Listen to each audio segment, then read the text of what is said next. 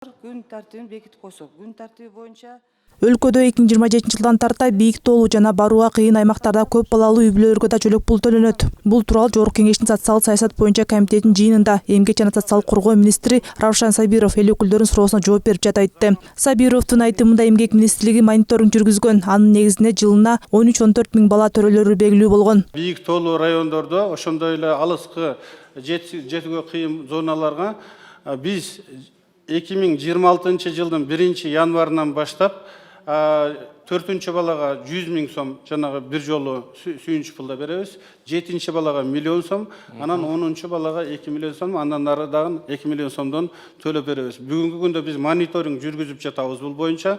Мониторингдин жүргүзүлгөнүн негизинде где-то бир 13 миң 14 миң бала төрөлөт экен жылына. Бул 27-чи жылдын 1-январынан баштап бала 1 жашка чыккандан кийин бул президенттин жарлыгын реализацияны баштайбыз.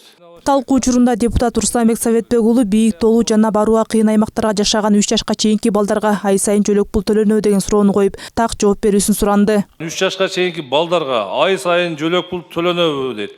Канча сомдон дейт. Кембагал, кедей баарына бирдей кылып берилеби же ошол жөлөк акчаңыздар дейт. Кандай буну элдин суроосу. Мына телефондон чалып тактап бериңиз деп берилген суроо. Ушуга так жакшы жооп бериңиз.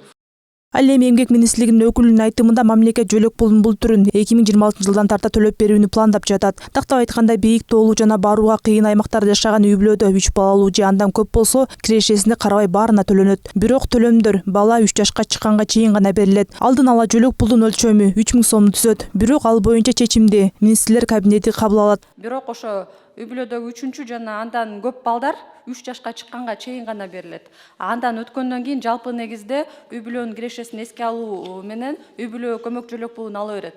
Бирок алдын ала эсептөөлөр боюнча азыр механизм иштелип чыгып атат. 3 миң сомдон деп эсептегенбиз. Минфин менен чогуу макулдашып, анан размери бекилет. Мыйзамда ошо кабинет министров бекитет өлчөмүн деген норма каралган. Сунуш берип коюңуздар, 3 миң сом дебей 5 миң сом бир март болуш керек да. 5 миң сом койсоңуздар, чындыкка жакын болот да, жакшы болот. Анын кеңеши макулдашып отурганда, анан 3 миң менен аз да, 3 миң чындыгын айтканда. Аны менен катар эл өкүлү Советбек Рустамбек уулу Эмгек министрлигинин өкүлдөрүнө кайрылып, алыскы оор шартта жашаган жарандарга пенсияга эрте чыгуу мүмкүнчүлүгү барбы жана алардын пенсиясы жогорку болобу же азыркы шарттагыдай эле калабы деп да суроо салды. Нокат районунун Будайлык, Кезарт, Кайыңды, Калдай бул Карагой айылында айыл.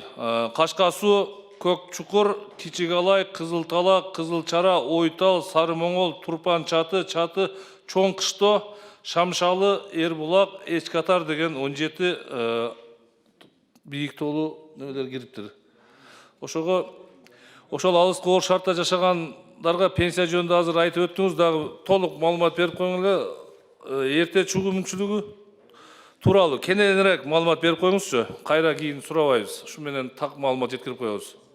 Ал эми бул суроого социалдык фонддун төрагасынын орун басары Гүлнура Жуматаева жооп берип, бийик тоолуу жашаган жарандардын пенсиясы жогору болбой турганын, бирок жеңилдиги 8 жыл эрте чыгарын айтты. Аны менен катар ал 3 балалуу энелер 13 жыл эрте, тагыраагы 45 жаштан баштап пенсияга чыгарын тактап өттү. Бийик тоолуу шарттарда жашагандардыкы 8 жыл эрте чыгышат. Эркек мырзалар 55 жашында, айымдар 50 жашта. Анан эгерде 3 балалуу эне болсо, анда 45 жаштан пенсияга чыгат.